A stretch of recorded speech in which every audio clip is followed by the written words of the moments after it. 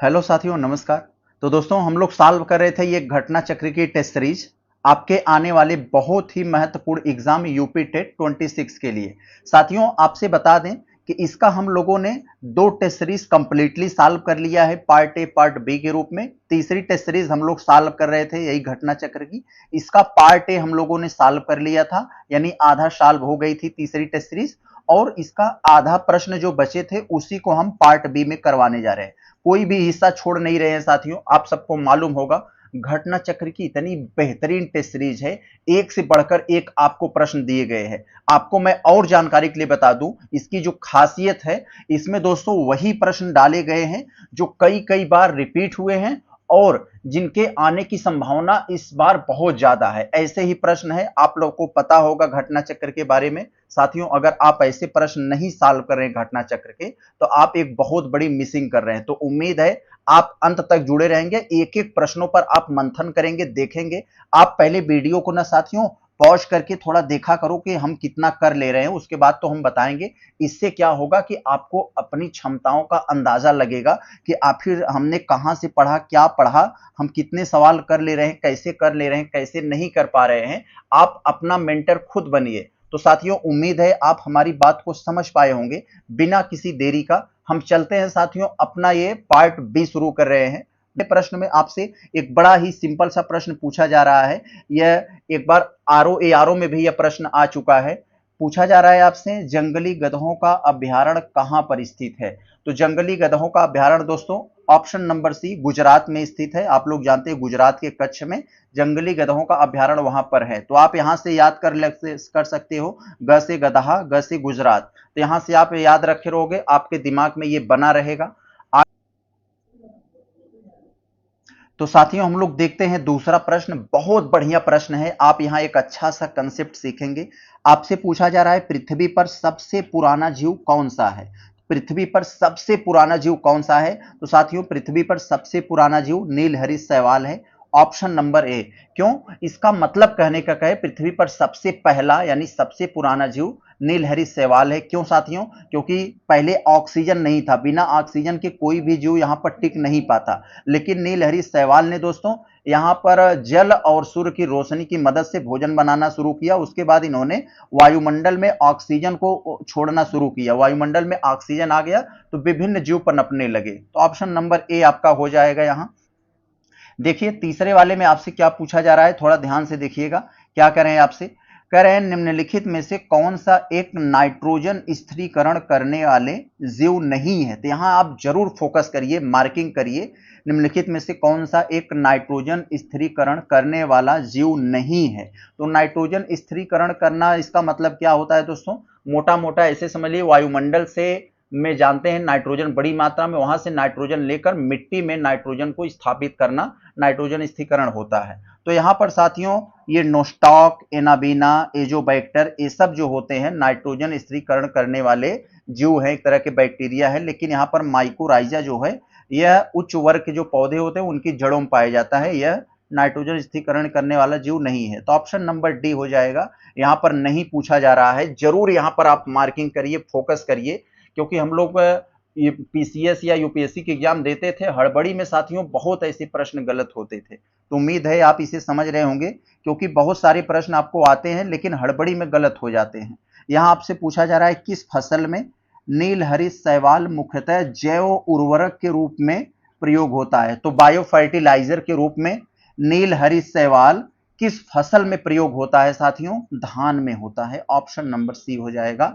गेहूं नहीं होगा, चना नहीं होगा, सरसों, धान हो जाएगा। ऑप्शन नंबर आपका यहां पर ये सी हो जाएगा। उम्मीद है कहीं भी आपसे पूछे, कभी भी आपसे पूछे दोस्तों कि आखिर नीलहरित शैवाल मुख्यतः किस जैव उर्वरक में प्रयोग होता है, तो आप बता देना। चले हम लोग आगे देखते हैं यहां पर साथियों पांचवें वाले में। देखिए पांचवें वाले में आपसे क्या पूछा जा रहा है।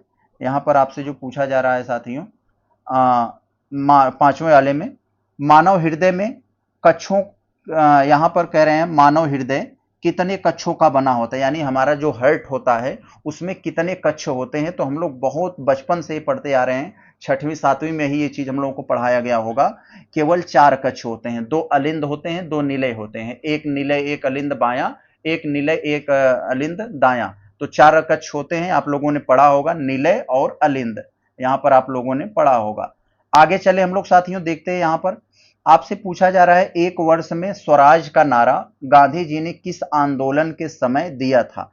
तो यानी गांधी जी ने किस आंदोलन में कहा था कि एक वर्ष में स्वराज प्राप्ति हमें लाना है। तो यह गांधी जी ने किस आंदोलन के समय कहा, तो आप लोग जानते हैं असहयोग आंदोलन। ऑप्शन नंबर बी हो जाएगा। क्यों? क्योंकि दोस्तों जानते हैं असहयोग आंदोलन लगभग 1920 के लास्ट से शुरू हुआ और 1922 5 फरवरी गोरखपुर में चौरी चौरा कांड के कारण इसे बंद कर दिया गांधी जी ने। चौरी चौरा कांड हो गया, बंद कर दिया। इससे आहत हुए मोतीलाल नेहरू, सीआर दास, उन्होंने इसीलिए एक स्वराज पार्टी 1923 में स्वराज पार्टी भी बना लिया था। तो आप लोगों ने इसके बारे में पढ़ा होगा। ऑप्शन नंबर बी हो जाएगा। आगे दोस्तों देखें हम लोग, यहां देखें, और यही है दोस्तों, इसी में एक बार एक प्रश्न पूछ लिया था किसी एग्जाम में कि गांधी जी कब से धोती पहनना शुरू किए। तो इससे पहले कोट वोट पहनते थे, तो ये इसी असहयोग आंदोलन के समय से ही। आगे देखें यहां हम लोग 7वें से, प्रसिद्ध सूफी संत हाजी वारिस अली शाह का मजार पर मेला लगता है। तो ये आपसे पूछना चाह रहे हैं ऐसा कौन सा जगह है जहां प्रसिद्ध सूफी संत जिनका नाम है हाजी वारिस अली शाह की मजार पर मेला लगता है। तो दोस्तों बाराबंकी में लगता है। आप लोग जानते हैं बाराबंकी में हाजी वारिस अली शाह की मजार पर बहुत बड़ा मेला लगता है। तो कहाँ है? यहाँ है बाराबंकी, यानी देवा शरीफ, बाराबंकी के देवा शरीफ में। ऑप्शन नंबर सी हो जाएगा। आप लोगों ने पढ़ा होगा अच्छे से। आगे चले हम लोग देखते हैं यहाँ 8वें वाले में आपसे पूछा जा रहा है साथियों, निम्नलिखित में से कौन सा एक संविधानेतर संस्था है। तो संविधानेतर संस्था का मतलब जिसकी चर्चा संविधान में नहीं की गई है। तो आपसे कई बार ऐसा पूछ लेगा कौन सी संस्था, आपको कई संस्थाएं दे दी गई और कहेंगे कौन सी संस्था संवैधानिक संस्था है। संवैधानिक संस्था है तो ये आपको बताना पड़ेगा। तो संवैधानिक संस्था का मतलब जिसकी संविधान में, यानी जिसकी संविधान में चर्चा है, उसे हम लोग संवैधानिक संस्था कहते हैं। जिसकी संविधान में चर्चा नहीं है उसे असेंबली के माध्यम से बनाया गया है दोस्तों, पार्लियामेंट के द्वारा, वो संविधानेतर संस्था है। तो यहाँ पर संविधानेतर संस्था कौन सा है? लोक सेवा आयोग तो होगा नहीं, क्योंकि लोक सेवा आयोग के बारे में दोस्तों हमारे संविधान के 300 अनुच्छेद 315 में संघ लोक सेवा आयोग के बारे में दिया गया है। अनुच्छेद 280 में दोस्तों वित्त आयोग के बारे में दिया गया है। निर्वाचन आयोग दोस्तों हम लोग जानते हैं 324 में निर्वाचन आयोग से संबंधित दिया है। यानी जो चीज अनुच्छेद में दिया है इसका मतलब वो संविधान में है। तो ये तीनों नहीं होंगे। ये नीति आयोग, नीति आयोग दोस्तों आप लोग जानते हैं योजना आयोग के स्थान पर 2015 में मोदी जी ने इसे बनाया था।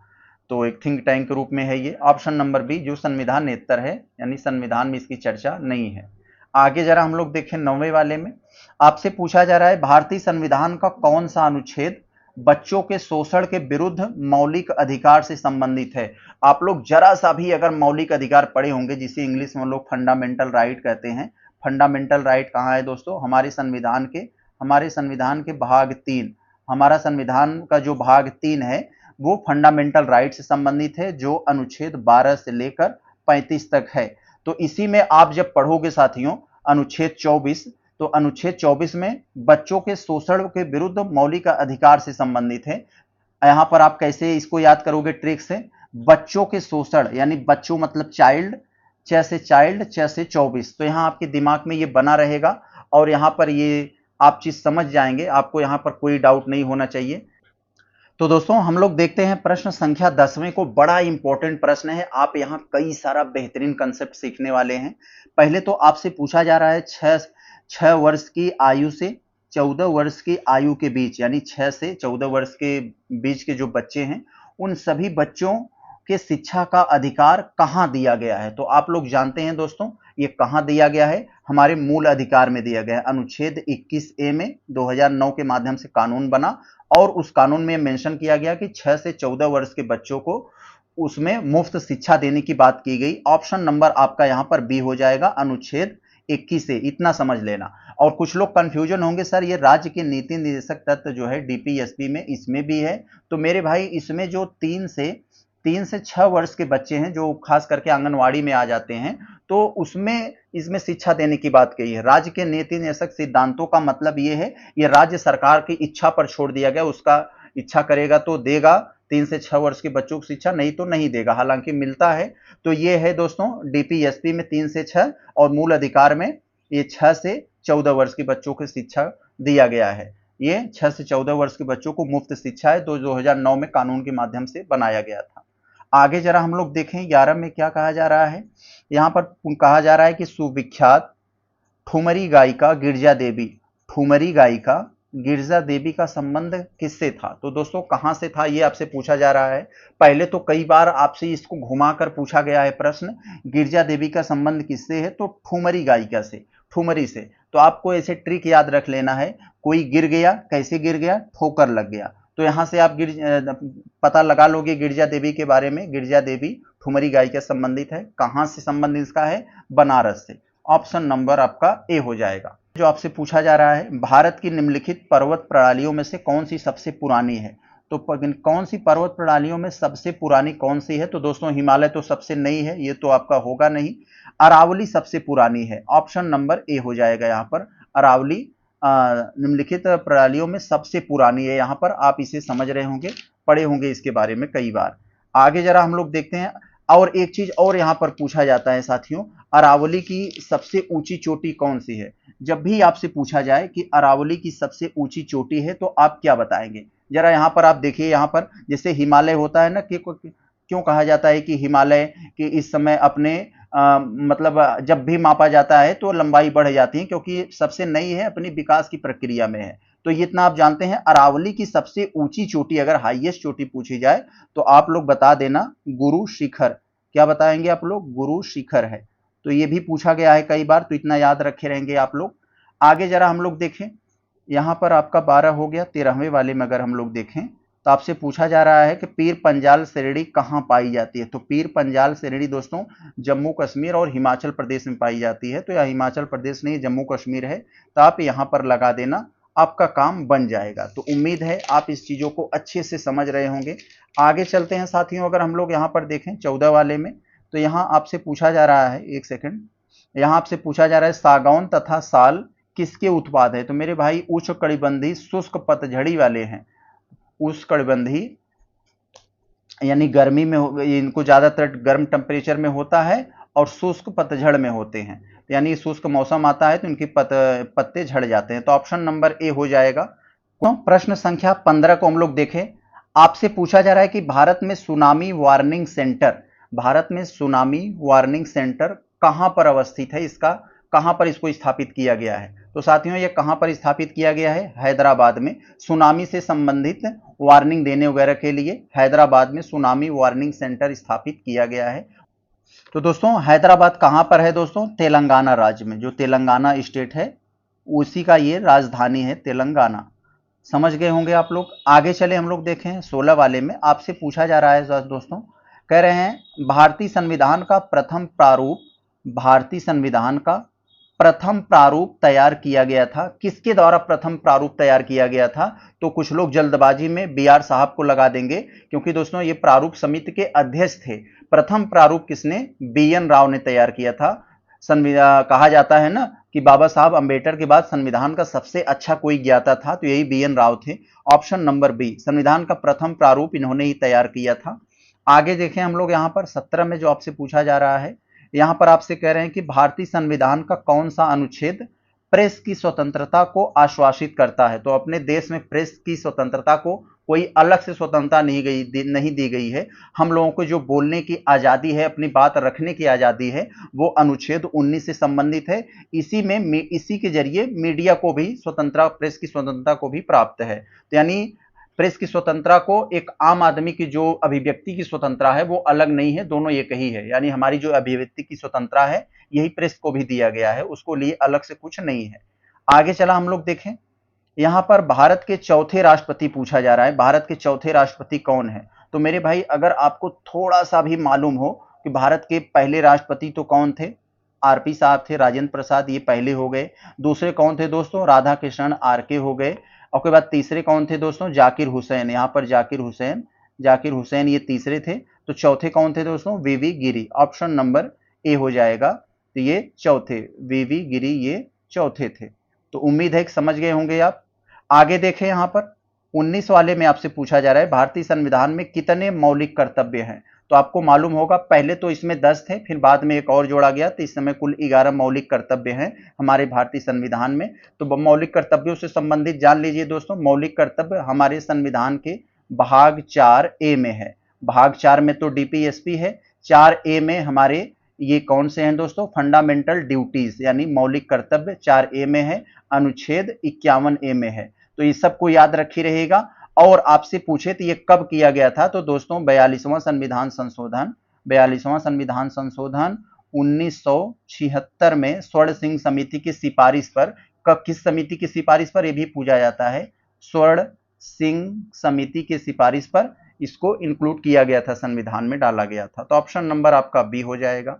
आगे जरा हम लोग देखें, यहां पर आपसे 20वें वाले में पूछा जा रहा है कि संविधान के 73वां संविधान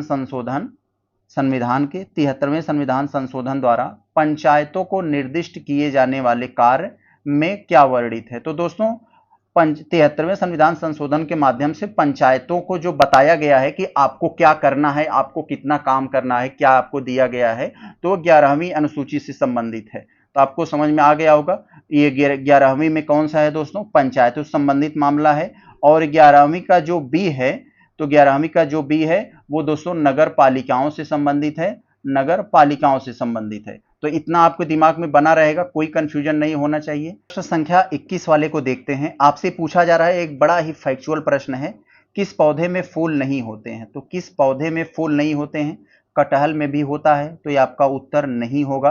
क्यों, क्योंकि दोस्तों आपसे पूछा जा रहा है किसमें नहीं होते हैं, तो कटहल में होता है, यानी आपका उत्तर नहीं बनेगा।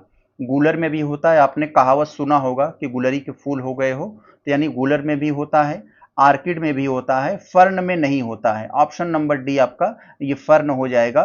फर्न में ये फूल नहीं पाए जाते हैं। फर्न एक दोस्तों हरा कलर टाइप का, एक झाड़ी टाइप का कुछ पौधा होता है, इसमें बीज नहीं होते हैं, सिर्फ पत्तियों के पीछे बनने वाले जो बीजाणु होते हैं उन्हीं से ये प्रजनन करता है, अपनी जनसंख्या बढ़ाता है। आगे देखें हम लोग, यहाँ 22 वाले में आपसे पूछा जा रहा है, निम्नलिखित में से किस एक को भोर का तारा कहा जाता है। भोर के तारा के नाम से जाना जाता है। तो आप लोग जानते हैं भोर का तारा शुक्र को कहा जाता है, शुक्र ग्रह को भोर का तारा, सांझ का तारा, पृथ्वी की जुड़वा बहन, कई सारा नाम से इसे जाना जाता है, आप लोगों ने पढ़ा होगा। आगे जरा हम लोग देखें, अगर निम्नलिखित में से कौन सा भारत में स्थापित प्रथम राष्ट्रीय उद्यान है। तो भारत में स्थापित प्रथम राष्ट्रीय उद्यान कौन सा है। तो यहां पर आप देखकर ही समझ गए होंगे प्रथम राष्ट्रीय उद्यान कौन सा है दोस्तों, जिम कॉर्बेट राष्ट्रीय उद्यान। कहां है ये इस समय, ये उत्तराखंड में है। ऑप्शन नंबर आपका ये बी हो जाएगा। तो समझ गए आप लोग भारत का राष्ट्रीय उद्यान की स्थापना। इसका पहले नाम क्या था दोस्तों, हैली राष्ट्रीय उद्यान था, हैली राष्ट्रीय उद्यान था, लेकिन फिर बाद में जिम कॉर्बेट रख दिया गया। तो 1936 में इसकी स्थापना हुई थी। कभी स्थापना इसका पूछ लेता है, 1936 में हुई थी। तो समझ गए आप। आगे चले हम लोग देखते हैं 24 वाले में आपसे पूछा जा रहा है, जनगणना 2011 के अनुसार, 2011 की जनगणना के अनुसार सर्वाधिक जनसंख्या वाली जनजाति कौन सी है।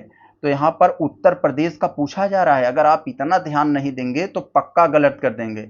2011 की जनगणना के अनुसार उत्तर प्रदेश, यहां जरूर देखिए उत्तर प्रदेश की सर्वाधिक जनसंख्या कौन सी थी दोस्तों, आप जान लीजिए थारू। पहले नंबर पर थारू और दूसरे नंबर पर गोंड। थारू और गोंड यही दो सबसे बड़ी जनसंख्या, जनजातियों की सबसे बड़ी जनसंख्या है उत्तर प्रदेश में। तो यही है, थारू तो नहीं दिया है तो गोंड दिया है, तो आप गोंड लगा देंगे। और अगर पूछा जाए उत्तर प्रदेश के कुल जनसंख्या का कितना प्रतिशत जनजाति है, तो 0.6% जनजाति है उत्तर प्रदेश में कुल जनसंख्या का।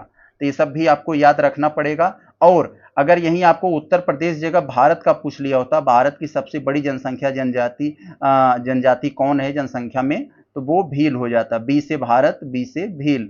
तो याद रखेंगे ये सब ऐसे ही पूछ लेगा तो आप कंफ्यूज हो जाएंगे। तो यहाँ पर देख रहे हैं 25 में दिया है, सिंगरौली लघु जल विद्युत परियोजना कहाँ पर अवस्थित है। तो दोस्तों यह उत्तर प्रदेश में जो सोनभद्र जिला है, जो मिर्जापुर के बगल में है, वहां पर है। ऑप्शन नंबर आपका ये बी हो जाएगा।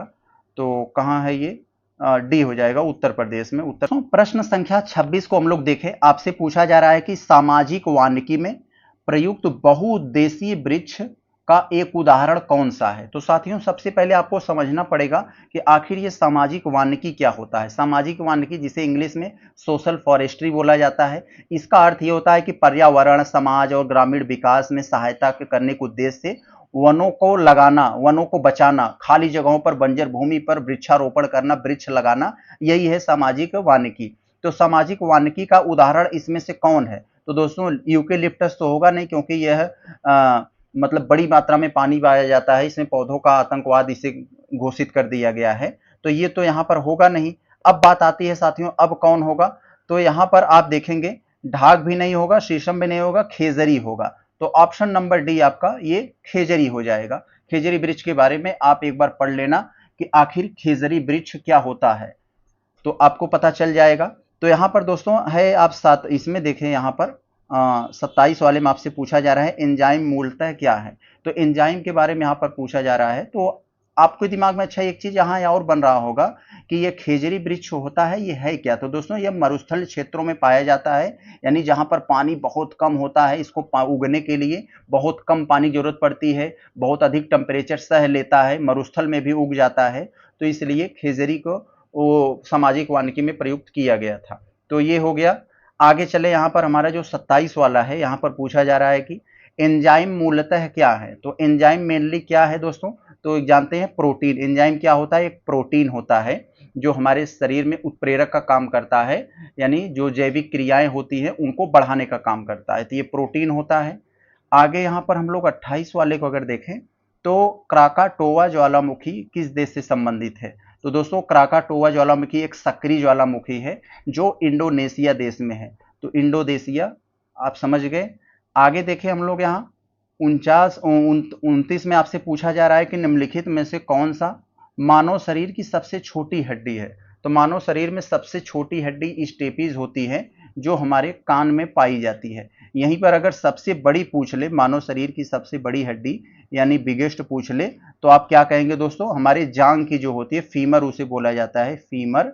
फीमर मतलब ये हमारे जांग की जो हड्डी होती है ये सबसे बड़ी हड्डी होती है, और स्टेपीज कान में पाई जाती है सबसे छोटी हड्डी। तो यहाँ पर दोनों आप याद रखें, क्या पता यही मामला उलट दे तो आप उलट न पाए वहां पर। निम्नलिखित में से कौन सा उत्तर प्रदेश का राजकीय पुष्प है?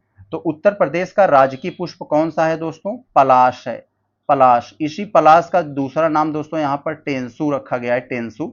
आप लोग जानते हैं प्लासी का युद्ध जो बंगाल में नदिया जिले में हुआ था, वहां पर पलाश के बहुत सारे पेड़ थे, इसीलिए उसे पलासी स्थान नाम दे दिया गया था। पलासी का युद्ध आप लोगों ने पढ़ा होगा ना 1757 में, तो ये पश्चिम बंगाल के नदिया जिले में जो हुआ था, तो पलाशी नामक स्थान पर, क्योंकि वहां बहुत सारे पलाश के पेड़ थे।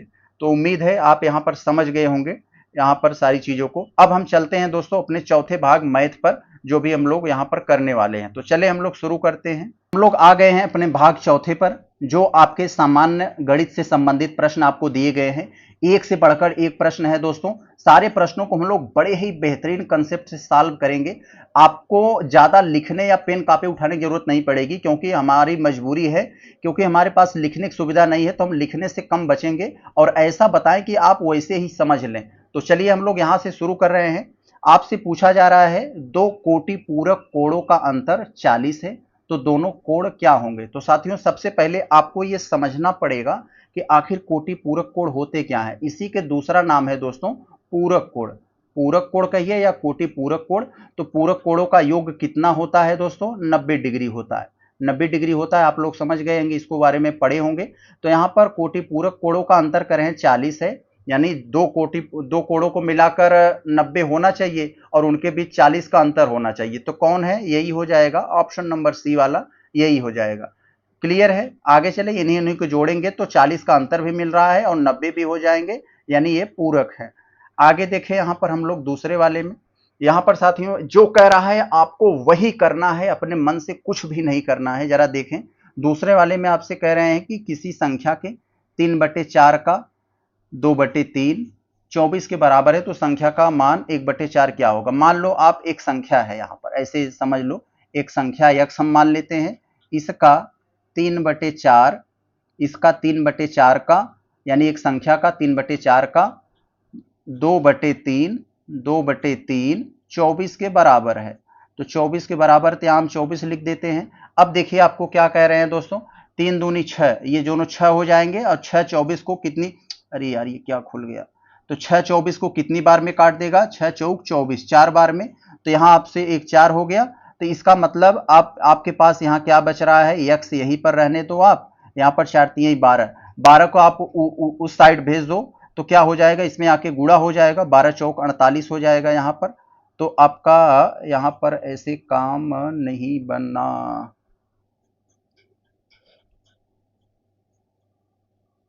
तो जब आप x को यही रहने दोगे, ये 12 को उधर 4 के पास भेजोगे, जाके गुणा हो जाएगा क्योंकि यह भाग है, तो ये क्या हो जाएगा, 48 हो जाएगा। तो x के मान आपका 48 आ गया, लेकिन क्या कह रहे हैं, उस संख्या का 1/4 क्या होगा, यानी 48 में आप 4 का भाग दे दोगे तो कितना आ जाएगा, 48 में 4 का भाग दोगे तो ये 12 आ जाएगा, 12 चौक 48। तो 12 कहां पर है, यहां पर है, ऑप्शन नंबर बी।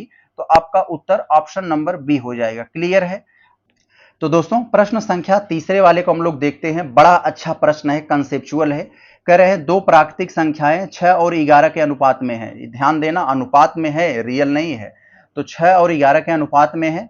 यदि इनका लस है यानी एलसीएम 462 हो तो इनका मस है यानी एचसीएफ कितना होगा। तो मेरे भाई इन्हीं के लिए एक फार्मूला बना है, पहली संख्या गुणे दूसरी संख्या बराबर एलसीएम इंटू HCF। तो याद है आपको इतना ये वाला फार्मूला। तो यहां पर 6 को आप 6x कर दो क्योंकि अनुपात में है, और 11 को आप 11x बना दो। तो यहां पर आप इसका एलसीएम तो आपको दिया है, लेकिन HCF क्या होगा, तो HCF इसमें x है, इसमें x कॉमन है, तो आपका कॉमन में यही होता है HCF में। तो आपका यहां पर मान लो आप x है, यहां पर आपका HCF x हो गया। एलसीएम तो आपको दिया है 462 आपको दिया है। पहली संख्या दूसरी संख्या गुणा करोगे तो आपका 66x हो जाएगा, 66x हो जाएगा। क्लियर है, इतना आपका क्लियर हो जाएगा। अब आप सोचो जरा पर, आपको यहां पर अब क्या करना है। तो यहां पर आपको यहां 6x स्क्वायर हो जाएगा, सॉरी 6x स्क्वायर।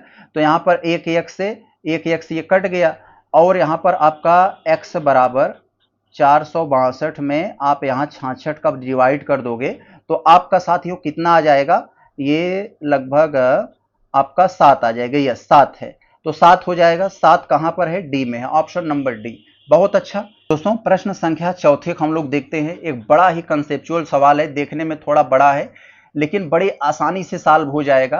अभी इससे बेहतर बेहतर प्रश्न आपको मिलेंगे, बस आप अंत तक बने रहिए। कह रहे हैं किसी कमरे के चारों दीवारों का कुल क्षेत्रफल 660 मीटर स्क्वायर है। कमरे का चारों दीवारों का कुल क्षेत्रफल 660 मीटर स्क्वायर है, और लंबाई, उसकी लंबाई चौड़ाई की दुगनी है।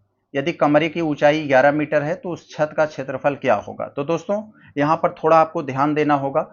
चारों दीवारों का क्षेत्रफल की बात यहां पर की जा रही है, तो उसकी लंबाई चौड़ाई की दुगनी है।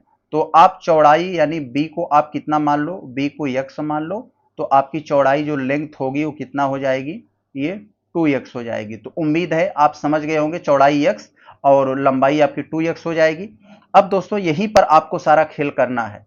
तो यहां पर आपका ये 2 गुणे लंबाई प्लस चौड़ाई गुणे ऊंचाई, क्योंकि लंबाई चौड़ाई ऊंचाई का आप गुणा करके वॉल्यूम निकालते हो, तो यहां पर आपका ये 660 मीटर स्क्वायर के बराबर आ जाएगा। तो यहां से ये आ गया। अब आप कुछ नहीं करना है आपको, अब यहां पर इसका सब मान रख देते हो आप यहां पर मान रख दोगे तो 2x और 3x आ जाएगा। यहां पर 3x गुणे 11 हो जाएगा। अब यहां पर 66 हो जाए, 660 हो जाएगा। 11 से इसको काट दोगे, सब काट पीट दोगे, तो यहां आपका x बराबर 10 आ जाएगा।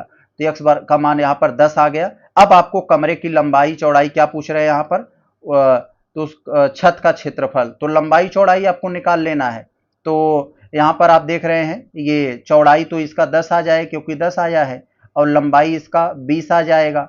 अब आपको क्या करना है, 20 और गुणे 10 कर दोगे यहां पर आपका, तो 200 हो जाएगा। 200 कहां है, यहां है। ऐसे ही आपको सॉल्व करना है, थोड़ा ट्रिकी था लेकिन बढ़िया था। अब आप थोड़ा यहां देखिए, यदि अवरोही क्रम में रखे गए आंकड़ों के दोनों छोरों पर यानी दोनों किनारों पर चरम प्रेक्षण हटाए जाते हैं तो केंद्रीय प्रवृत्ति का कौन सा माप प्रभावित होते हैं। तो कौन सा माप प्रभावित होगा ये आपसे पूछा जा रहा है। एक बड़ा अच्छा प्रश्न है दोस्तों, कौन सा होगा। तो हम दोस्तों ऐसे क्या करते हैं चरम प्रेक्षण यानी एक्सट्रीम ऑब्जर्वेशन को हटा ले तो केंद्रीय प्रवृत्ति के माप में केवल माध्य और बहुलक प्रभावित होंगे, केवल माध्य और बहुलक प्रभावित होंगे। अब ये दोस्तों बात ये जो कह रही है माध्यक क्यों नहीं प्रभावित होगा, तो माध्यक दोस्तों इसलिए, माध्यक जिसे माध्यिका कहते हैं, तो वह दोस्तों क्या होता है कि पद के मानों पर निर्भर करती है, यह परिवर्तित नहीं होती है। तो ऑप्शन नंबर आपका यहां पर यही सी होगा। आगे जरा हम लोग अगर देखें छठे वाले में, तो कह रहे हैं किसी समद्विबाहु, समद्विबाहु, तो यहां पर इसका मतलब क्या होता है, समद्विबाहु समकोण त्रिभुज। फिर पहले प्रश्न पढ़ लीजिए, किसी समद्विबाहु समकोण त्रिभुज की एक भुजा 4√2 है, 4√2 सेंटीमीटर है, तो इसके कर्ण की लंबाई क्या होगी। तो सबसे पहले आपको यह समझना होगा तो समद्विबाहु समकोण क्या होता है, यानी समकोण होना चाहिए, 90 डिग्री का कोण होना चाहिए। समद्विबाहु यानी उसकी दो भुजाएं बराबर होनी चाहिए। तो यहां पर आप भी बना लो ऐसे, मान लो ये भुजा और ये भुजा हमारी बराबर हो गई, इसको मिला दो, ये आपका कर्ण हो गया, लंब कर्ण, यहां पर 90 डिग्री का कोण भी बन रहा है। तो इसकी एक भुजा यानी समद्विबाहु की एक भुजा 4√2 है, 4√2 है, तो इसका मतलब ये भी हो जाएगा 4√2, आपका ये भी हो जाएगा यहां पर। अब आपको इसका कह रहे हैं कर्ण की लंबाई, यानी इसकी जो यहां पर ये कर्ण है इसकी लंबाई पूछा जा रहा है। तो आपको पाइथागोरस पता होगा मेरे भाई ना, ए बी सी, तो आपका पाइथागोरस आपको पढ़ाए होंगे गुरुजी, ए सी स्क्वायर बराबर A B square plus B C square. तो यहां पर ए सी ऐसे रहने दो, ए बी का स्क्वायर बी सी का स्क्वायर करोगे कितना आएगा, इसका वो स्क्वायर कर दो, इसका कर दो, क्या हो जाएगा, ये 16 और रूट हट जाएगा। तो यहां पर क्या हो जाएगा, यहां पर 16 ये और रूट ये हट जाएगा, 32 हो जाएगा, ये 32 हो जाएगा, प्लस 32 से भी हो जाएगा, 32 से भी हो जाएगा, कितना आ गया 64। तो ए सी स्क्वायर 64 आ गया, 64 का रूट ले लोगे तो 8 आ जाएगा, ऑप्शन नंबर डी हो जाएगा। तो यहां पर 8 हो जाएगा कर्ण इसका। आगे चले हम लोग अगर देखें सातवें वाले में, तो यहां पर आपसे पूछा जा रहा है 100 के समभाजकों की संख्या क्या होगी। 100 के समभाजकों की संख्या, समभाजकों की संख्या क्या होगी, इसका मतलब ये है, तो साथियों 100 आपको एक संख्या, एक नंबर दिया गया है, इसको काटना है, इसको सिर्फ उसी से काटना है जो सम होंगे, यानी विषम से नहीं। 100 तो 5 से भी कट सकता है, 25 से भी कट सकता है, लेकिन ये सब विषम है। तो यानी 100 से उन भाजकों, भाजकों का मतलब जिससे वो कटते हों, उन कितने भाजकों से, मतलब कितने समभाजकों से कटेगी। तो आप ऐसे ही अंगुरी पर इसे गिन सकते हो, 2 से कट जाएगा, 4 से कट जाएगा, 4 भी सम है, 5 तो 5 से भी कट जाएगा लेकिन 5 भी सम है। फिर अब किससे कटेगा, 10, 10 तो सम है, 10 भी काट देगा, 20 भी काट देगा 100 को, 25 भी काट देगा लेकिन 25 भी सम है। फिर यहां पर कौन आ जाएगा दोस्तों, 50 आ जाएगा, 50 भी काट देगा। फिर कौन काटेगा, 100 खुद काटेगा। तो 100 यानी 6 ऐसी सम संख्याएं हैं जो 100 को काट सकती हैं। तो ऑप्शन नंबर ए हो जाएगा आपका। आगे जरा हम लोग देखें, यहां पर साथियों बड़ा अच्छा सा सवाल है, इतना इतना इतना इतना किसके बराबर है। तो मेरे भाई बचपन में ही हम लोगों को कक्षा 6 में ही ये चीज पढ़ाया गया होगा।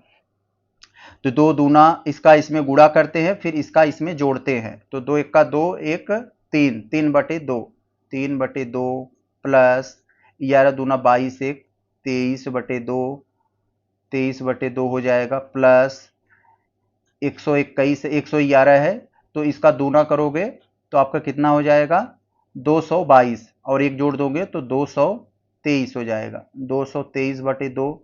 फिर यहाँ पर क्या है 1111 है, तो यहाँ 2222 हो जाएगा, एक जोड़ दोगे तो 2223 हो जाएगा। तो 2223/2।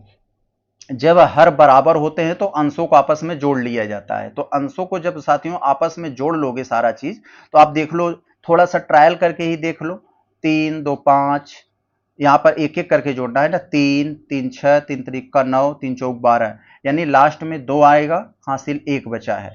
तो लास्ट में 2 कहां है, तो आपका लास्ट में 2, फिर नीचे कटेगा भी ना, तो यहां से हम छोड़ देते हैं, लास्ट में 2 आ जाएगा, फिर 2 2 4 2 6 और एक ये 7 आ जाएगा, यहां पर ये हो जाएगा। फिर आपका क्या है 2 2 4, 4 केवल यहां पर बचा है, और फिर यहां पर केवल 2 बचा है। तो 2472 आया, इसका मतलब नीचे 2/2 है, इसका मतलब क्या हो जाएगा, आधा हो जाएगा, 1236, 1236 ए हो जाएगा। बहुत अच्छा। आगे चले हम लोग 9 वाले को देखें तो 1 से 10 तक की सभी प्राकृतिक संख्याओं को से विभाजित होने वाली सबसे छोटी संख्या कौन सी है? तो 1 से 10 तक की सभी प्राकृतिक संख्याओं से विभाजित होने वाली सबसे छोटी संख्या कौन है? ऐसी सबसे छोटी संख्या इसमें कौन है जो 1 से 10 तक की सभी प्राकृतिक संख्याओं से विभाजित हो जाएगी? तो मेरे भाई ऐसा कौन सा नंबर होगा जो विभाजित हो जाएगा? तो मेरे भाई वही आपको यहाँ पर बताना है, सभी विभाजित होने वाली सबसे छोटी संख्या क्या है। तो थोड़ा सा यहाँ हमें ध्यान देना पड़ेगा। कैसे ध्यान देंगे? तो यहाँ पर साथियों, यहाँ थोड़ा हम लोग अगर देखें यहाँ ध्यान से, तो इन सब का कौन सा होगा यहाँ पर? तो 1 से 10 तक की विभाजित होने वाली संख्याएं, तो 2 से सभी विभाजित हैं। पहले हम पता लगाएं, 100 तो मान लिया हर एक संख्या 1 से विभाजित होती है, ठीक। तो 1 से तो सभी विभाजित हो जाएंगे और सभी के सभी सम हैं, तो 2 से सभी विभाजित हो जाएंगे। 3 से क्या सभी विभाजित होंगे? 3 से विभाजित होने के लिए संख्याओं का योग 3 से विभाजित होना चाहिए।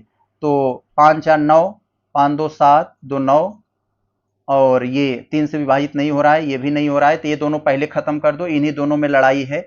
4 से विभाजित हो जाएगा कोई? 4 से विभाजित होने के लिए लास्ट का 2 अंक 4 से विभाजित होना चाहिए। तो यस, यहाँ 20 है, यहाँ 40, दोनों 4 से विभाजित होंगे। अब 5 से भी विभाजित, 5 से विभाजित होने के लिए संख्या के अंत में 0 हो या 5 हो, तो स्वाभाविक सी बात है 5 से भी विभाजित हो जाएंगे। 6 से चेक करें, 6 से विभाजित होने के लिए संख्या 2 और 3 से भी विभाजित होनी चाहिए। तो यस, ये 2 और 3 से भी विभाजित हो जाएंगे। तो यस, ये भी काम नहीं बना। हमें और आगे बढ़े, 7 से चेक कर लें। 7 मान लीजिए छोड़ दें, थोड़ा जटिल है। 8 से चेक करते हैं। 8 चेक करने के लिए क्या क्राइटेरिया है? लास्ट का 3 अंक 8 से विभाजित होना चाहिए। तो पर चेक करेंगे साथियों, तो यही 25 20 यही वाला आपका ये आ जाएगा, यही है जो सबसे विभाजित होता है। अगर हम लोग यहाँ पर 9 से भी अगर देख लें तो यहाँ पर विभाजित चेक करेंगे सबसे, तो यही है जो सबसे विभाजित हो जाएगा, 25 20। आगे जरा हम लोग देखें यहाँ पर 10 वाले में, यहाँ पर कह रहे हैं दोस्तों, बड़ा अच्छा सा सवाल है। वर्क एंड टाइम से 40 व्यक्ति 30 दिनों में 200 किलोग्राम चावल खाते हैं, तो कितने दिनों में 30 व्यक्ति 500 किलोग्राम चावल खाएंगे? तो साथियों एक फार्मूला है, आप लोग रट लीजिएगा, MDH मसाला के नाम से, M1 D1 H1 बटे W वर्क, और यहाँ पर यही दूसरा कर देना, M2 D2 H2 बटे W2। तो यहाँ पर आप क्या कर दोगे साथियों, यहाँ पर M1 है यानी 40 व्यक्ति, तो 40 गुड़ा D1 D 30 है, यहाँ पर 30, और H यहाँ पर घंटा नहीं दिया है तो आप इसे छोड़ देंगे, और बटे 5, ये 200 किलोग्राम है ना, 200 किलोग्राम है यहाँ पर, बटे यहाँ बराबर यहाँ हो जाएगा M2। M2 में कितना है? 30 व्यक्ति, और यहाँ पर D हमें पता करना है दिन, D2, और यहाँ पर आपका 500 किलोग्राम है ना, तो 500। तो यहाँ पर आप देखेंगे ये जो 0 2 0 यहाँ से आप पहले से ही काट दो, और यहाँ पर आपका 40 व्यक्ति है ना, तो और यहाँ पर दिन 30 हो गया, तो ये 30 से ये 30 काट दो, तो कितना बच रहा है आपका? ये 30 से ये 30 गया, और फिर आपका यहाँ पर क्या बच रहा है? थोड़ा ध्यान देना पड़ेगा हम लोगों को। 2 से इसको काट देंगे तो ये 20 बचेगा, जितना है सब आप काट पीट के बराबर कर दो, ये 20 हो जाएगा। अब आपका क्या बचा? 20 यही है, और यहाँ पर केवल 20 बचा है, और यहाँ पर केवल 5 बचा है। तो आप D2 यही रहने दो, 5 को उधर भेजोगे तो 20 में गुणा कर देगा, 80 हो जाएगा, तो 20 चौक 80 हो जाएगा। बहुत अच्छा। तो 10 का आपका ये कौन सा हो जाएगा? 80, सॉरी यार, ये 5 चौक 20 हो जाए, 20 पंचे 100 हो जाएगा ना, तो 80 कहाँ से होगा? 20 पंचे 100 होगा, तो यहाँ पर ये आपका ये 100 हो जाएगा, ऑप्शन नंबर डी, क्योंकि यहाँ 5 है, यहाँ 20 है, तो इसको इधर आएगा तो गुणा हो जाएगा। आगे अगर हम लोग देखें, यदि 3 पेन 2 पेंसिल 4 रबड़ का मूल्य 92 है, 3 पेन 2 पेंसिल और 4 रबड़ का मूल्य 92 है, तथा 8 पेंसिल और 16 रबड़ का मूल्य ये कितना है? 68 है, तब 24 पेन का मूल्य क्या है? देखने में बड़ा जटिल है, लेकिन बड़े आसानी से सॉल्व हो जाएगा। कैसे, जरा देखते हैं। यहाँ पर पहले आप दूसरे वाले को देखिए, कैसे देखेंगे? 8 पेंसिल है, यहाँ पर पेंसिल को हम लोग ऐसे बड़ी सी बना देते हैं, और 16 रबड़ का मूल्य कितना है? रबड़ को हम लोग यहाँ R लिख दे रहे हैं और इसको P लिख दे रहे हैं, तो 8 पेंसिल और 16 रबड़ का मूल्य 8 पेंसिल 16 रबड़ का मूल्य 68 है, तो 68 है। इसको अगर हम लोग छोटा सा अगर काट पीट दें तो ये कितना हो जाएगा दोस्तों, इसको काटना शुरू करें, 4 से काट दें तो ये 2 हो जाएगा, 8 की जगह 2 हो जाएगा, प्लस 16 की जगह आपका क्या हो जाएगा, यहाँ 16 की जगह 4 हो जाएगा, और यहाँ पर जो 68 है ये 17 हो जाएगा। तो यहाँ पर 68 की जगह 17 हो गया, तो इसको हम लोग समीकरण 1 बना लेते हैं। अब हमारा देखिए क्या हो जाएगा, 3 पेन 2 पेंसिल 4 रबड़, तो 2 पेंसिल 4 रबड़ का तो वैल्यू हमारा आया है 17, तो 2 पेंसिल 4 रबड़ का मूल्य 17 रुपया, तो 17 हो जाएगा। और यहाँ पर हम कैसे सॉल्व करेंगे इसको, थोड़ा अब हमें ध्यान से देखना पड़ेगा। तो 2 पेंसिल क्या है, 3 पेन है, 2 पेंसिल है, 4 रबड़ है, इसका मूल्य 92 है। तो साथियों आपको क्या करना है यहाँ पर, तो आपको इतने की जगह पर आपको कितना रख देना है, इतने की जगह पर 17 रख देना है, तो 17 रख देना है आपको यहाँ। तो 3 पेन बराबर 17 रखेंगे, और उधर जाएगा 92 से 1 घट जाएगा, 92 से 17 घटा देंगे तो 75 आ जाएगा, 75 आ जाएगा। तो यानी 3 पेन का मूल्य 75 रुपया है। तो 1 पेन का मूल्य आपका कितना आ जाएगा, 3 पेन का मूल्य यहाँ पर 75 रुपया आ जाएगा। तो आप 1 पेन का निकाल लेना, फिर 24 पेन का निकाल लेना। तो यहाँ पर 75 बटे 3 कर देना 1 पेन का, और इसके बाद 24 का गुणा कर देना, 3 से 21, 3 8 24, 8 आ जाएगा। 8 का 75 में आप गुणा कर दोगे 600 हो जाएगा, यहाँ पर ऑप्शन नंबर डी हो जाएगा। बहुत अच्छा। आगे देखें, यहाँ एक राशि साधारण ब्याज पर 10 वर्ष में दोगुनी हो जाती है, तो कितने वर्ष में यह ब्याज दर की तिगुनी हो जाएगी। बड़ा अच्छा फार्मूला होता है, T1 बटे T2 बराबर N1 माइनस 1 बटे N2 माइनस 2। तो यहाँ पर आप क्या करोगे, तो यहाँ पर आप क्या करोगे, यहाँ T1 का, यहाँ पर T1 की जगह पे क्या रखोगे, एक राशि साधारण ब्याज पर 10 वर्षों में 10, और T2 क्या है, यही T2 हमें प्राप्त करना है, बराबर यहाँ पर N1 कितना है, दुगुना था, तो आप यहाँ 1 गुना रख देंगे, और यहाँ 3 गुना पूछा जा रहा है, 2 रख देंगे, तो T2 बराबर कितना आ जाएगा, 20 आ जाएगा। तो ऑप्शन नंबर आपका यहाँ सी हो जाएगा। समझ गए आप। तो साथियों प्रश्न संख्या 13 को देख लेते हैं। बहुत अच्छा प्रश्न है, देखिए कितने अच्छे से सॉल्व होगा ये। एक भिन्न का हर अंश के दुगने से एक अधिक है। तो मेरे भाई कुछ नहीं करना है, कुछ करना नहीं है, कोई भिन्न है और उस भिन्न का जो है हर है ना, अंश के दुगने से एक अधिक है, तो आप अंश को x मान लो, तो x को x मान लो, मतलब अंश को x मान लो, तो हर क्या कह रहे हैं, भिन्न का हर अंश के दुगने से एक अधिक है, यानी अंश का आप दुगुना कर दो और प्लस 1, अंश के दुगुने से एक अधिक है, यही आपका भिन्न है, यही है।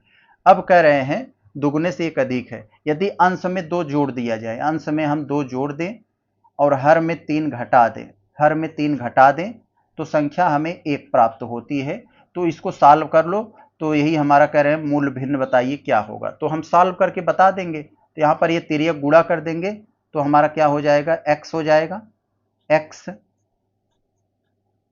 प्लस 2, क्योंकि 2 है वहां पर, बराबर, अब यहाँ पर क्या हो जाएगा, यहाँ पर 3 और 1 यहाँ घट जाएगा, -2 हो जाएगा, 2x माइनस 2 हो जाएगा, 2x माइनस 2।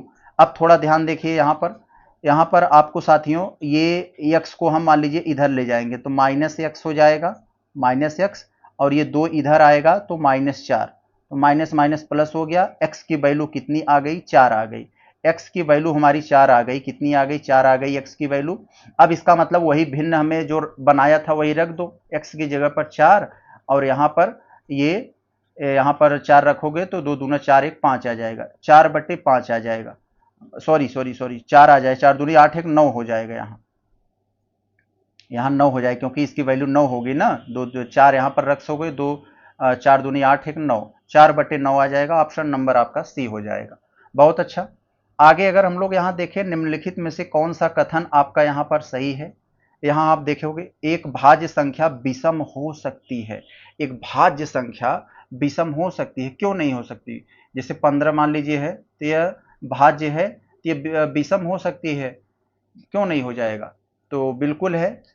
45 है, वो भी विषम है, वो भी भाज्य है, तो ये हो जाएगा, तो यही आपका सही है, क्योंकि हमें सही पहले से मिल गया।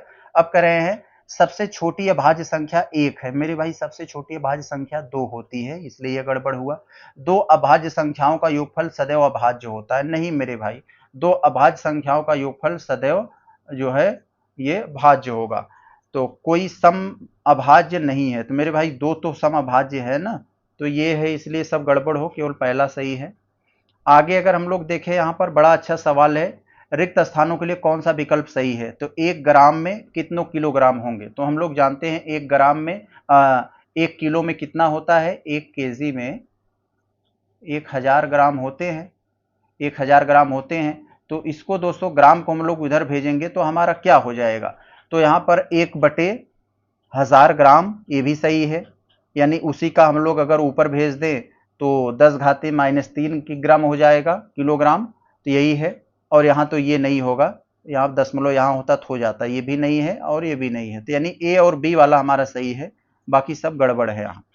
आगे अगर हम लोग 16 वाले को देखें, तो 2018 में अमित का वेतन 1,26,500 है। 2016 में उसका वेतन इतना इतना परसेंट व इतना परसेंट बढ़कर 2018 के अंत तक पहुंच गया। तो आपको बताना है, क्या बताना है यहाँ पर, आपको बताना है कि 2016 में उसका वेतन कितना था। तो दोस्तों कितना अच्छा सवाल है, देखिए आप अच्छे से अभी सॉल्व कर लेंगे। तो आप कुछ मत करिए, यहाँ पर आपको कुछ करना ही नहीं है।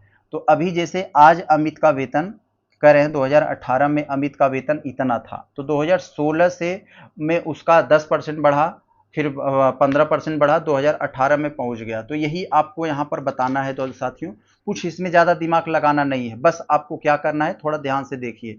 अब मान लो 2016 में उसका वेतन एक्स था, मान लिए आपने एक्स था यहाँ पर। अब आप क्या करोगे, प्रश्न जो कह रहा है उसी के अनुसार आप एक्स का पहले 10% इंक्रीमेंट हुआ, यानी 110/100, फिर 15% हुआ, यानी 115/100, 115/100, इतना बढ़ते बढ़ते कितना हो गया दोस्तों, 1,26,500, 1,26,500 हो जाएगा।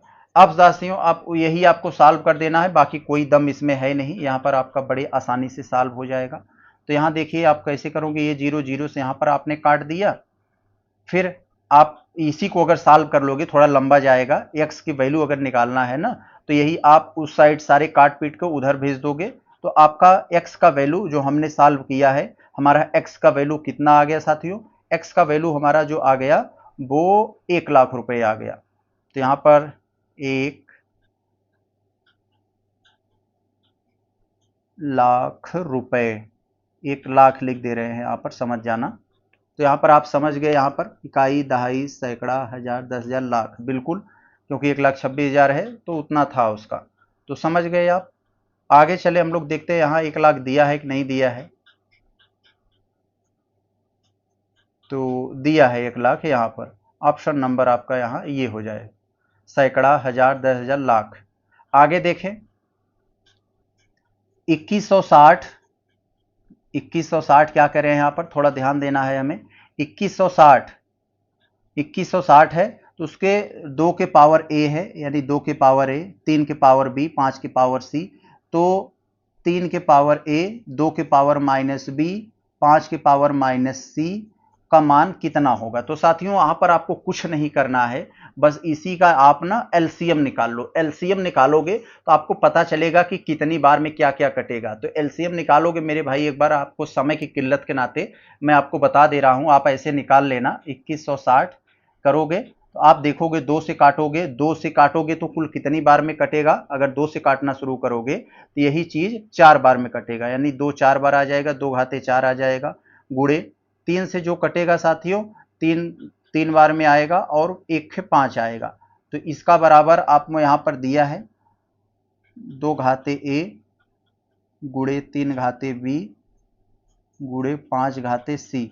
अब यहाँ पर सारे घात यहाँ पर अब आप तुलना कर लो, क्योंकि आप यहाँ पर बेस समान है और आप घातों को तुलना कर लो।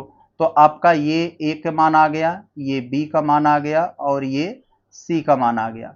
तो उम्मीद है आप समझ गए होंगे। अब आपको वही काम करना है जो आपको यहाँ पर दिया गया है कि 3 घाते ए, 2 घाते माइनस बी, 5 घाते माइनस सी का मान बताना है। 3 घाते ए का मतलब 3 घाते ए का मतलब 3 घाते 4, 3 घाते 4 का मतलब ये 81 हो गया।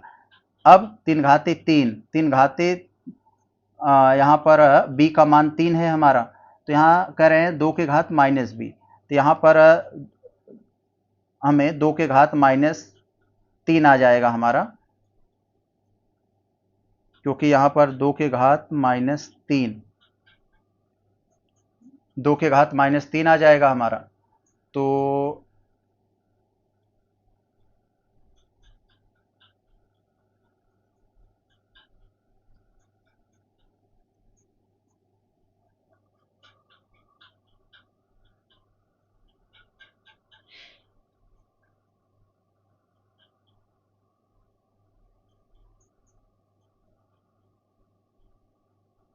अब आपको ध्यान से देखिए, b का मान हमारा 3 दिया है। अब यहां पर करें 2 घाते -b, तो 2 घाते 3 -3 करेंगे तो हमारा कितना आ जाएगा, 1/8 कर देंगे, क्योंकि हम माइनस हटाएंगे तो उल्टा हो जाएगा बटे।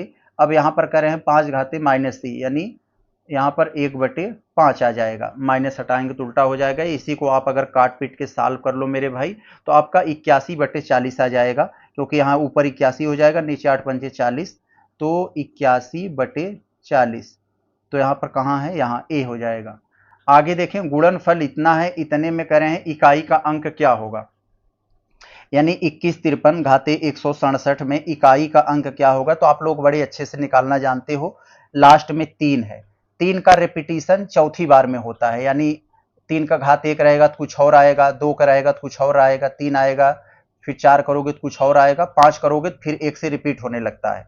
तो यहाँ पर 3 का आप क्या कर दोगे, 167 जो है, चार बार में इसका रिपीटिशन होता है, तो 4 से भाग दे दो, तो आपका रिमाइंडर यानी शेषफल कितना बचेगा, 4 चौका 16, 4 चौका 16, फिर 4 एक का 4, 3 बचेगा। यहाँ पर आपका शेषफल 3 बचेगा।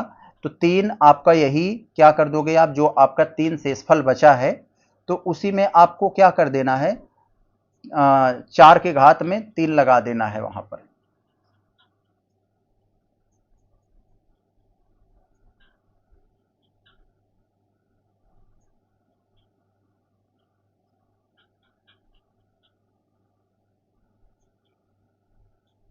तो यहां पर जो 3 आया है साथियों, तो आपको क्या करना है, ये वाले 3, ये वाला 3 और ये वाले 3 को घात दे देना है, 3 घाते 3, तो इसका मतलब 3 त्रिका 9, 9 त्रिक 27, 27 आ जाएगा, तो जिसमें 7 इसका इकाई का अंक होगा, ऑप्शन नंबर ए। आगे देखें हम लोग, यदि 15 मजदूर सड़क को 48 घंटे में बनाते हैं तो उसी काम को 30 घंटे में करने के लिए आवश्यक मजदूर संख्या। तो अभी मैंने दोस्तों आपको बताया था MDH, तो आपको 15 मजदूर m गुड़े 48 घंटे, तो 48 घंटे हो जाएगा, बराबर उसी काम को 30 घंटे में करने के लिए कितने आवश्यक मजदूरों को चाहिए। तो यानी M2 पूछा जा रहा है, M2 पूछा जा रहा है आपसे, गुड़ा 30 हो जाएगा। तो यहाँ पर क्या हो जाएगा, यहाँ 15 दूना 30, यही 2 का यहाँ करोगे 24, यानी M2 बराबर 24 आ जाएगा, ऑप्शन नंबर बी। आगे देखें, अगर हम लोग निम्नलिखित में से कौन सा सही नहीं है, दो पूर्णांकों का योग एक पूर्णांक ही होता है। बिल्कुल, दो पूर्णांक, जैसे 2 है जोड़ोगे 4 आ जाएगा, 2 में 5 जोड़ोगे 10 है, पूर्णांक ही होगा। तो ये तो सही है, लेकिन हमसे पूछा कौन सा सही नहीं है। दो परिमेय संख्याओं का योग एक परिमेय संख्या होती है, दो परिमेय संख्याओं का योग एक परिमेय संख्या होती है। तो यहाँ पर साथियों बिल्कुल होती है, दो परिमेय संख्याओं का योग एक परिमेय संख्या ही होती है, ये भी सही है। दो अपरिमेय संख्याओं का योग एक अपरिमेय होती है, नहीं मेरे भाई, परिमेय होती है, अपरिमेय नहीं, तो यही गलत है, यही आपका उत्तर हो जाएगा, बाकी ये भी आपका सही है। अब यहां पर देखिए, अच्छा प्रश्न है, एक वृत्त में 120 के खंड का क्षेत्रफल, वृत्त आप लोग जानते हैं 360 डिग्री में होता है, तो उसमें 360 में से 120 डिग्री के खंड का क्षेत्रफल कह रहे हैं, ये 66/7 सेंटीमीटर स्क्वायर है। तो वृत्त का व्यास क्या होगा, तो व्यास पूछा रहा है, यानी व्यास मतलब त्रिज्या का डबल। पाई का मान आपको दे दिया गया है। तो मान लीजिए कोई वृत्त है 360 डिग्री, तो इसमें से आपको एक खंड निकाल लेना है 120 डिग्री का, यही 120 डिग्री, यानी 120 डिग्री कहां से आया, 360 में से आया, 360 में से। अब आपको गुणा कर देना है इसी का, 360 आपको मिल गया। अब आपको क्या कर देना है, इसी में जो कुछ करना है इसी में करना है। अब आपको इतना तो क्या आ गया, वृत्त का एक खंड आ गया। अब इसका क्षेत्रफल, तो हमें वृत्त का क्षेत्रफल याद है पाई आर स्क्वायर, तो पाई आर स्क्वायर यहां पर कर दोगे, तो आर स्क्वायर कर दोगे तो हमें पता चल जाएगा। अब पाई का मान आप 22/7 रख दो, तो यहाँ पर हम हटाकर इसे 22/7 कर दे रहे हैं। तो 22/7 कर दे रहे हैं, तो यहाँ अब जब आप सॉल्व करोगे, थोड़ा सा आगे जाओगे मेरे भाई यहाँ पर, तो 22/7 यहाँ पर हो गया हमारा, आधा से ज्यादा काम हो गया, अब इसमें कुछ बचा नहीं है। इसका मतलब इसका क्षेत्रफल हमें दिया गया है 66/7। 66/7 हमारा क्षेत्रफल दिया गया है। तो ये 7 से ये 7 जो है, ये 7 से ये 7 काट दो, और यहाँ पर 22 दूना 44, 22 तियाँ 66, यहाँ पर 3 आ जाएगा, 3 हो जाएगा। और ये 3 से इसको भी काट दो, 3 चौक 12, यहाँ पर 40 आ जाएगा। और यहाँ पर ये 0 से ये 0 काट दो, 4 9 36। तो यहाँ पर आपका क्या बचा है, केवल केवल आपका यहाँ पर साथियों, यहाँ पर आर स्क्वायर, मतलब उधर भेज दोगे इसे, यानी आर स्क्वायर बराबर आपका 9 बचा है, यानी आर बराबर आपका 3 हो गया। और आपका यहाँ पर पूछा क्या है, त्रिज्या हमारा आ गया, इसका व्यास मतलब त्रिज्या का डबल, तो इसका मतलब 3 दूनी 6, तो 6 आ जाएगा, 6 सेंटीमीटर, ऑप्शन नंबर डी। बहुत अच्छा। ऐसे ही हम लोग करेंगे बिना संसाधनों के दोस्तों, इतनी मेहनत कर रहा हूं आपको समझा सके। तो आगे देखें हम लोग क्या है हमारा, यदि a और b घन पूर्णांक संख्याओं को 6 से विभाजित करने पर शेषफल 4 और 5 प्राप्त होते हैं, तो a स्क्वायर b स्क्वायर को 6 से विभाजित करने पर शेषफल क्या होगा। तो देखें यहाँ पर ज़्यादा कुछ दम इस प्रश्न में नहीं है, तो ऐसे प्रश्नों को सॉल्व करने के लिए पहला शेषफल का स्क्वायर कर देते हैं, पहले शेषफल का स्क्वायर कर देते हैं, यानी 4 का स्क्वायर कर देंगे। अब इसे जोड़ लेंगे, दूसरे शेषफल का स्क्वायर कर देंगे, 5 की स्क्वायर यानी 25 कर देंगे हम लोग, 5 की स्क्वायर लिख देते हैं, 5 स्क्वायर। अब क्या करते हैं, बटे 6 से विभाजित करने पर, 6 से विभाजित करने पर अब यही हमारा काम हो गया, 4 चौका 16 और 25, तो 16 और 25 यहाँ पर कितना हो जाएगा साथियों, 16 और 25 का आप लोग अगर यहाँ पर जोड़ोगे तो 41 हो जाएगा, 41/6। तो 41/6, तो यहाँ पर शेषफल की बात की जा रही है, तो 6 छक्का 36, 36 आ जाएगा, और 4 1 5, 5 आ जाएगा शेषफल। 5 कहाँ है, यहाँ है, ऑप्शन नंबर बी। यहाँ देखिए, परिमेय 0/-5 यानी 0/-5 से बड़ी परिमेय संख्या कौन है। तो इससे बड़ी परिमेय संख्या क्या होगा मेरे भाई, तो यानी ये माइनस में है, तो यहाँ पर आप देख रहे हो, आप लोग जानते हो प्लस बटे माइनस, ऊपर भी माइनस हो नीचे माइनस हो तो प्लस हो जाता है। जैसे यहाँ पर -3 हो और -5, तो ये कट के प्लस हो जाता है। तो एक बड़ी से बड़ी माइनस संख्या छोटी से छोटी प्लस से छोटी होती है, यानी जिस पर नेगेटिव होगा ऑटोमेटिक वो छोटा हो जाता है। तो यहाँ पर देख रहे हो माइनस माइनस से प्लस हो जाएगा, तो इसका मतलब ऑटोमेटिक ये पॉजिटिव आ गया, इसका मतलब इससे बड़ी यही होगी, ऑप्शन नंबर बी। आगे देखें, यदि आज 1 अप्रैल है, दिन बुधवार है, और यह अधिवर्ष है यानी लीप ईयर, लीप ईयर का मतलब जिसमें फरवरी में 29 दिन का महीना होता है, तो आज से 3 वर्ष पश्चात कौन सा दिन होगा। तो हम लोग जानते हैं, अगर हम आज जो डेट है, अगले साल इसी तारीख को कौन सा दिन होगा, तो अगर लीप वर्ष आता है तो 2 हो जाते हैं, अगर लीप वर्ष नहीं सामान्य वर्ष रहता है तो 1 दिन ज़्यादा चला जाता है। यानी आज, जैसे आज मान लीजिए जो तारीख है, अगले साल इसी तारीख को 1 दिन ज़्यादा हो जाएगा, जैसे आज बुधवार है तो अगले साल इसी तारीख को बृहस्पतिवार हो जाएगा। तो यहाँ पर देखें, अप्रैल है और अधिवर्ष है, इसका मतलब लीप ईयर है। लीप ईयर तो फरवरी तक ही इफेक्ट डालता है, फरवरी बीत गई है, यहाँ अप्रैल आ जाए तो लीप वर्ष का कोई मतलब नहीं है। तो 1 अप्रैल के दिन बुधवार है, 1 अप्रैल को बुधवार यानी वेडनेसडे है, तो फिर अगले 1 अप्रैल यानी 3 साल बाद कहा गया है, तो पहले साल वाला जो होगा, यानी अगले साल क्या हो जाएगा, वेडनेसडे थर्सडे हो जाएगा, फिर उसके अगले साल वाले में क्या हो जाएगा, थर्सडे फ्राइडे हो जाएगा, फिर उसके अगले साल सैटरडे हो जाएगा, यानी एक एक दिन बढ़ेगा, क्योंकि उसके बाद लीप वर्ष इसमें आ नहीं रहे हैं, तो शनिवार हो जाएगा, ऑप्शन नंबर ए।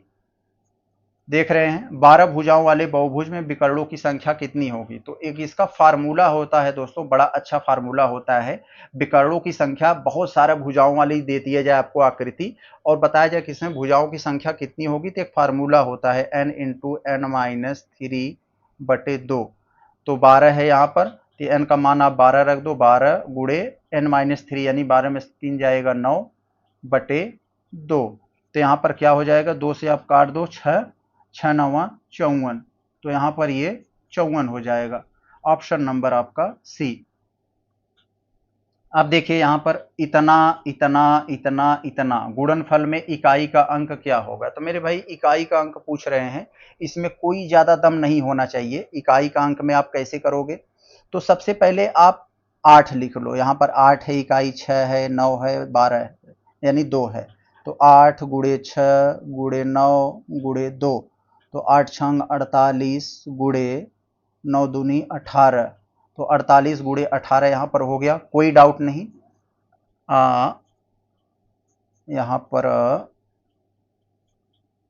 तो हो गया 18। अब आप क्या करो, फिर यहाँ पर इकाई 8 है, इकाई 8 है, तो 8 64 हो जाएगा, 64 हो जाएगा, 64 में 4 आ गया इकाई, तो इकाई 4 हो जाएगा। ये हो गया आपका, इसमें कोई दम नहीं होता है। यदि दो संख्याओं का अंतर एवं गुणनफल क्रमशः 5 और 36 हो तो उनके व्युत्क्रमों का अंतर क्या होगा? तो दोस्तों इसमें कोई ज्यादा दम नहीं है, सिर्फ जो कह रहे हैं वही आपको कर देना है, अपने मन से कुछ भी नहीं करना है। कैसे करेंगे जरा आइए यहाँ पर देखते हैं। तो दो संख्याओं का अंतर और गुणनफल क्रमशः 5 और 36 है। दो संख्या एक्स वाई मान लीजिए, तो जो कह रहे हैं वही कर दिए। दो संख्याओं का अंतर 5 है, यही दो संख्याओं का गुणनफल x और y, x गुणे y 36 है। तो इसी को आप एक समीकरण 1 मान लो, इसी को समीकरण 2 मान लो। अब आप कर देना है, बड़े आसानी से सॉल्व हो जाएगा। चले कैसे करेंगे जरा देखते हैं हम लोग। यहाँ पर आप क्या करो, एक आप फार्मूला आपको याद होगा ना, x प्लस वाई का होल स्क्वायर बराबर क्या होता है फार्मूला? तो आपने ये पढ़ा होगा x माइनस 4, एक सेकेंड यार, एक सेकेंड, एक मैंने 4 कहां से कर दिया मैं, x माइनस वाई का होल स्क्वायर प्लस 4xy।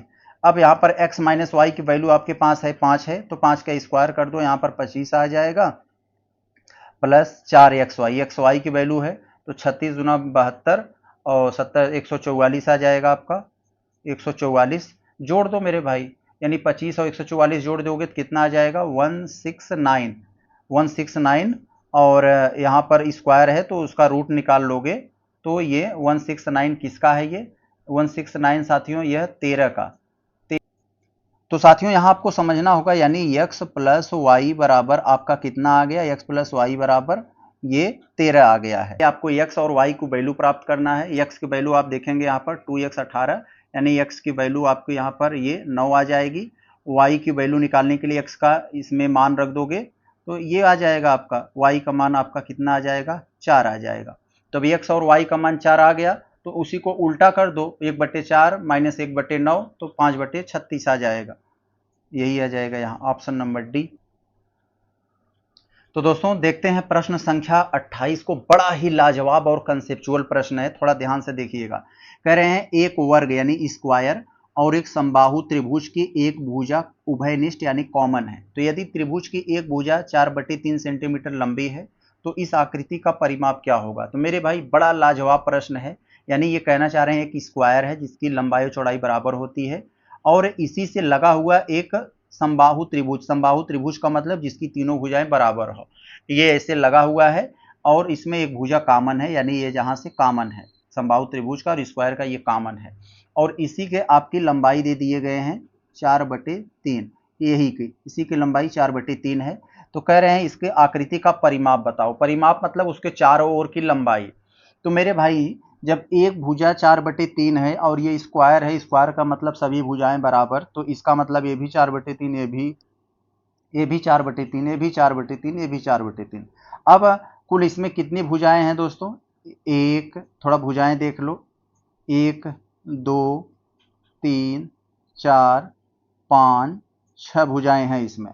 लेकिन अंदर आप परिमाप की बात करें, परिमाप वाले में तो अंदर घुसेंगे नहीं, सिर्फ बाहरी बाहरी, तो बाहरी बाहरी आपको घूमना है तो 5 बार आपको घूमना पड़ेगा, यानी 4/3 गुणे 5 हो जाएगा, 5 चौक 20/3, तो 20/3 हो जाएगा यहाँ पर 20/3। तो 20/3 का अगर आप खोलोगे इसको तो 3 6 18, यानी 6 सही 2/3 आ जाएगा। कहाँ है? यहाँ डी वाले में है। बहुत अच्छा। आपसे पूछा जा रहा है एक बड़ा ही छोटा सा कंसेप्चुअल सवाल कि 50 से छोटे धन पूर्णांकों में अभाज्य संख्या कितनी है? अभाज्य का मतलब जो सिर्फ अपने से कटे या एक से कटे और किसी से न कटे। तो 50 से छोटे ऐसे कितने धन पूर्णांक, धन पूर्णांक का मतलब वो आपको माइनस में नहीं जाना है। छोटे का मतलब ये नहीं आप -1 -2 में चलने लगे, आपको सिर्फ एक तक ही रहना है। तो यहाँ पर थोड़ा ध्यान देंगे, 50 से छोटे धन पूर्णांकों में अभाज्य कितनी है? तो अभाज्य मतलब जो सिर्फ अपने से कटे या एक से। तो आप ऐसे चेक करोगे, अगर जैसे 2 अभाज्य हो गया, 5 हो गया, 7 हो गया, 9 अभाज्य तो नहीं है, फिर 11 हो गया, 13 हो गया, ऐसे ऐसे करोगे तो आपको कुल 15 अभाज्य मिलेंगे 50 तक जाते जाते। तो आप एक बार देख लेना, हल कीजिए। यहाँ पर इसको हमें हल करना है दोस्तों, हल करना है, इसमें कोई दम नहीं है। आप देखते हो, पढ़े हो लघु गणक में, 3 को ऊपर ले जाओगे तो आपका ये माइनस चिन्ह जो है प्लस में हो जाता है, यानी 3 घाते 3 हो जाएगा, प्लस यहाँ पर माइनस है ना, तो माइनस है तो माइनस, तो यहाँ 4 को ऊपर ले जाओगे तो भी पॉजिटिव हो जाएगा, यानी 4 की घात 2, 4 की घात 2 भागे, फिर यहाँ पर 4 की घात 3 हो जाएगा, 4 की घात 3, क्योंकि ये माइनस में है। अब आप लोग इसे सॉल्व कर लीजिए आसानी से, कोई दम नहीं है। 3 त्रिका 9 और 16, 16 9 कितना हो जाएगा दोस्तों? 25 हो जाएगा, 25 हो जाएगा। और ये यहाँ पर ये 64 हो जाएगा आपका ये।